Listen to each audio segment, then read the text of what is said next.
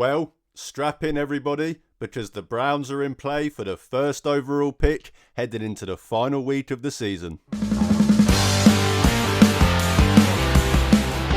Hey guys, you might be wondering, Oliver, you have a microphone now. That's right, I've made it to the big leagues. I feel like a real YouTuber now.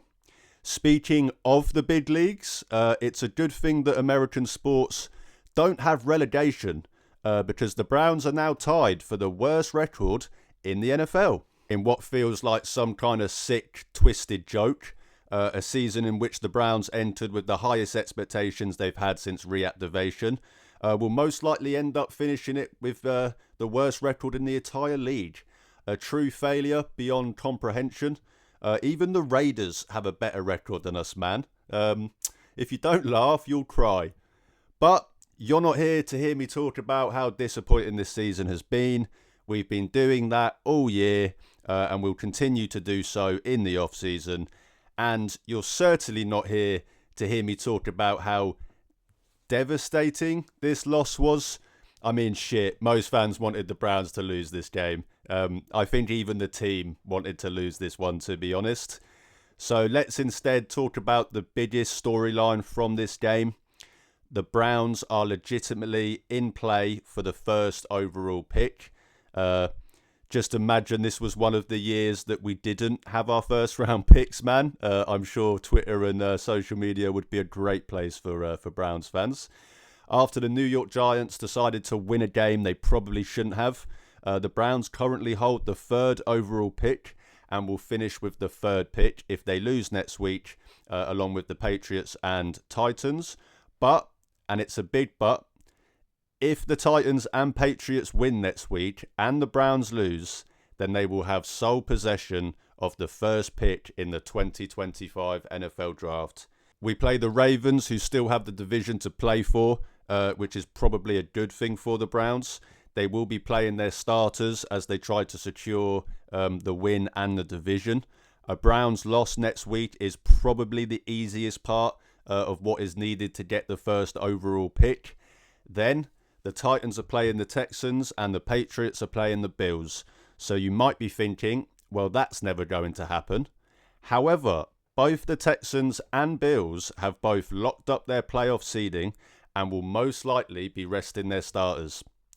Granted, the Pats and Titans have no incentive to win these games, but as we saw with the Giants this past Sunday and with the Texans 2 years ago, the players on that field don't give a damn if the team is tanking or not. It is a legitimate possibility and something that will certainly make the most disappointing Browns season, since reactivation, a little less crap. I'll be honest, I didn't think this would be the case. I thought they'd win just enough games to play themselves out of a top 5 pick. But this is where we're at, so we might as well embrace it. I've said previously that, I'm not a fan of tanking at all. I'm still not. However, when the difference between going 3-14 or 4-13 could potentially be the first pick or the 10th pick, yeah, just go ahead and lose this final game and secure yourself a top 3 pick and a chance at the first pick in the draft. Shedeur Sanders, Cam Ward, Travis Hunter, we're certainly going to have a lot to talk about over the next few months, regardless. It's why I love the NFL. It doesn't matter how bad your season was. There's still so much to look forward to in the off-season. I joked that at least the Browns can't get relegated, but I'm actually half serious.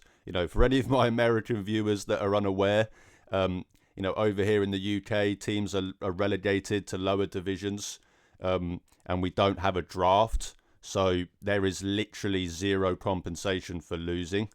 I've watched my football or soccer club be relegated twice, once to the 4th tier of English football.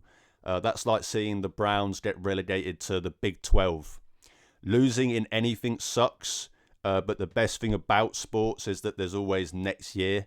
And I think that sentiment especially rings true when it comes to the NFL. Okay, I'm getting slightly sidetracked. So seeing as this is a game review, I suppose I should probably talk about the game itself. I'll try and make this as quick as possible. So this game started just about the same as every other Browns game this year. The defense gets a stop and the offense responds with a 3 and out.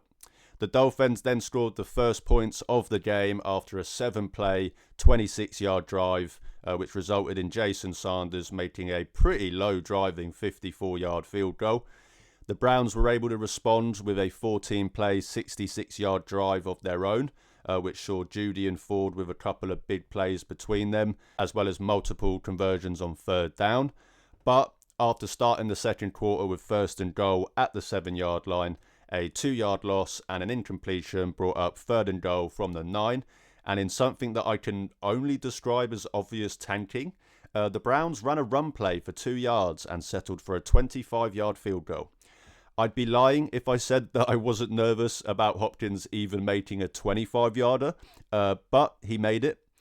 After exchanging a few punts, DTR was then intercepted at the 50-yard line by Dodson on a pass that was intended for Jerry Jeudy. Credit to the Browns defense, they responded with a 3 and out for -9 yards after a big sack from Isaiah McGuire. But the Browns then failed their first of 4 fourth down attempts before Miami was able to finish the half with a 39-yard field goal. The Browns offense then decided to fully shit the bed in the second half, starting with a 3 and out before Emerson made a great interception, but it was called back because of illegal contact, and to be honest, it probably was. The Dolphins then scored the first touchdown of the game after Tyler Huntley ran one in for 13 yards. Then after exchanging punts again, DTR was strip-sacked by Emmanuel Ogbah, and Miami took over at the Browns' 48-yard line.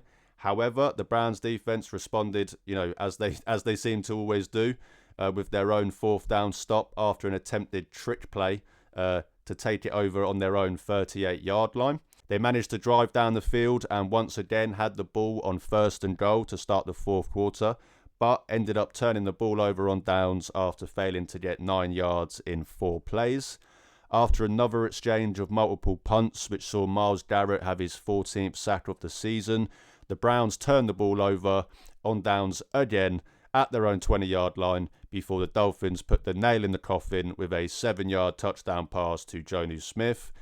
The Browns then decided to turn the ball over on downs one final time, just for the shits and gigs, before Huntley took a knee and ended this game. The Browns were dreadful. Is anybody surprised? I'm not going to take victory laps because I like the kid and I would never root for a Browns player to suck. Okay, maybe just one player.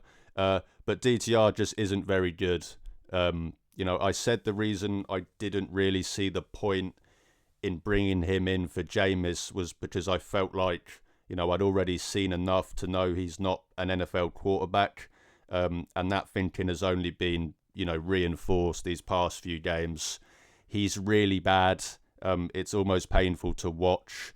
The Browns actually had more rushing first downs than passing first downs in this game. 24 for 47 for 170 yards, 1 interception and a QBR of 20. He also lost a fumble and had what I think was about 3 intentional grounding penalties in this game. It was really bad, something we've come to expect out of the quarterback position this year. I don't think he's good enough to be an NFL quarterback, but, I'm not going to just pile it all on him. This offense is broken and has been all year. 0-3 in the red zone, 0-4 on fourth down, and just 3.6 yards per play. Thankfully, only one more game of watching this Dorsey offense. Jerry Jeudy did his best impression of the version that we saw in Denver in the first half, dropping multiple passes as he did his best to secure a top 3 pick for the Browns. Got to respect the commitment. He actually finished the game with 94 yards to take his season total to 1,166, which currently ranks 5th in the NFL headed into Week 18. It did take him 12 catches on 18 targets, but hey, it's the little things. Just another shit show performance from the offense, something I'm sure doesn't come as a surprise to many. In 16 games this year, we've scored over 20 points 3 times. We're actually 2-1 in those games and are 1-12 in the games where we didn't score over 20 points. We ranked near the bottom in nearly every offensive statistic this year. It's truly been miserable to watch. This offseason starts with getting rid of Dorsey and addressing the offense, the quarterback, the offensive line, the run game, all of it.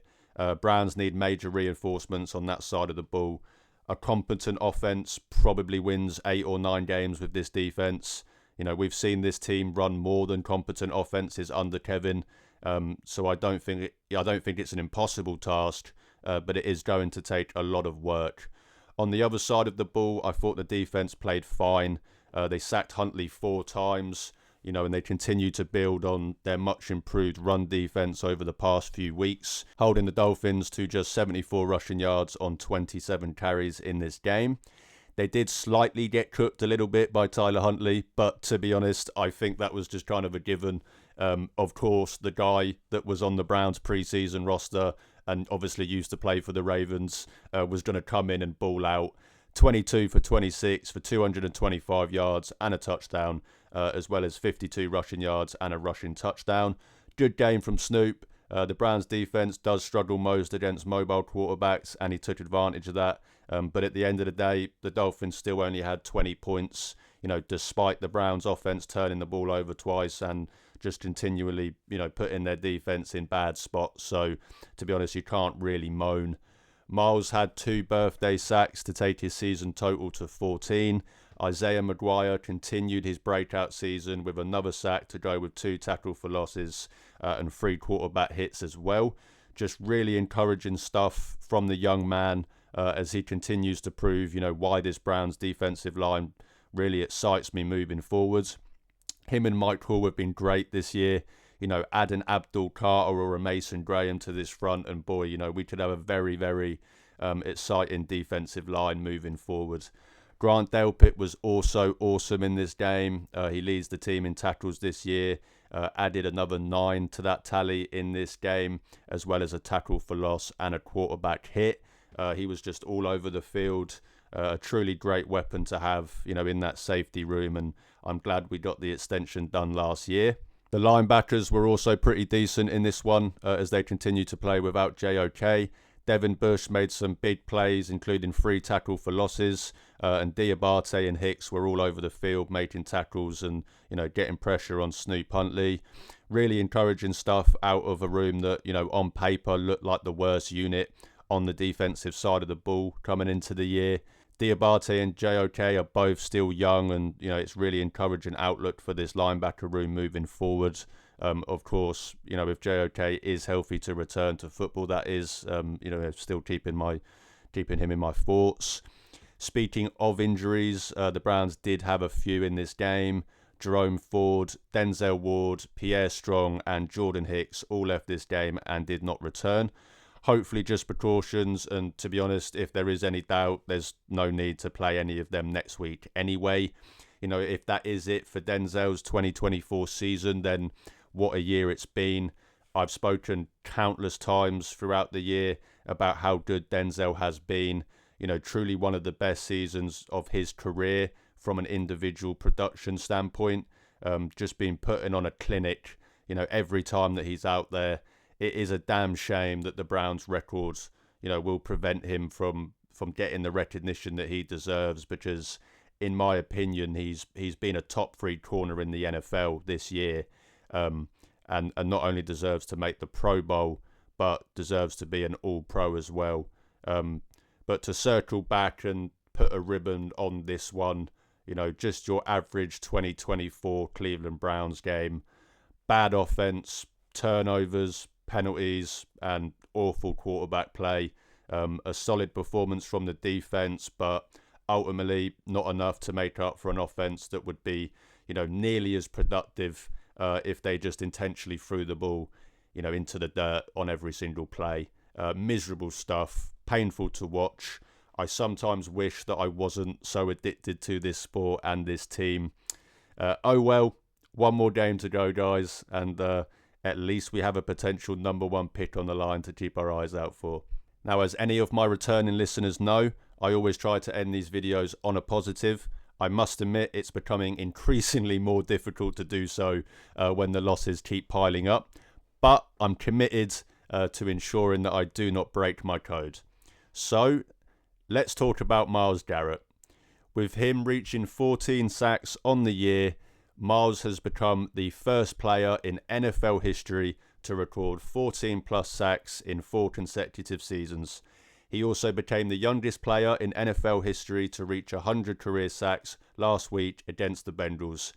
This year, he is leading the NFL in sacks, which he is tied for pressures, tackles for losses, pass rush win rate.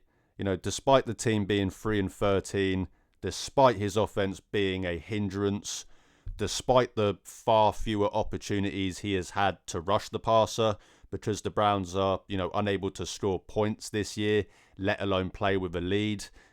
And despite the fact that he's doubled and triple teamed, every time that he does get that chance. First ballot Hall of Famer, Cleveland Browns Mount Rushmore, and in my opinion, the best player to ever play for the franchise in the Super Bowl era. I feel truly honoured to watch Miles play football every Sunday. So Browns, make sure that you listen to whatever he has to say this offseason. And whilst you're at it, go ahead and make him the highest paid defensive player in the NFL.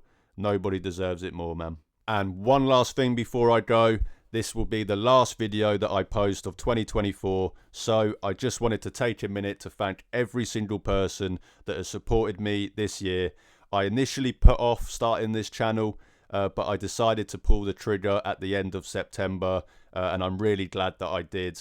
I just wanted an outlet to talk about and share my fandom with other Browns fans. And, in just a short few months, I've already been able to do that with more people than I could have imagined. Here's to bigger and better things in 2025, for this channel and hopefully the Browns as well. But all jokes aside, I take pride in somewhat representing the UK and international fans within the Browns fan base.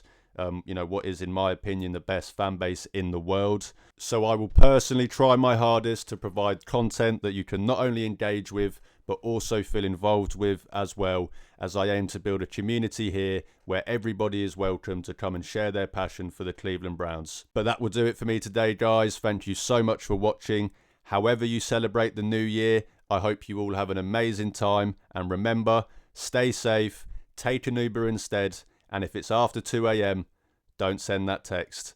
If you enjoy my content, then please drop this video a like, hit the subscribe button. It's free and it really helps out my channel. You can also check the links in the description to see where you can interact and connect with me on social media. I'm trying to build a community of Cleveland Browns fans, and as I always say, even if I only get to talk to one fan a day, I'm happy because I'm talking Browns football with the best fan base in the world.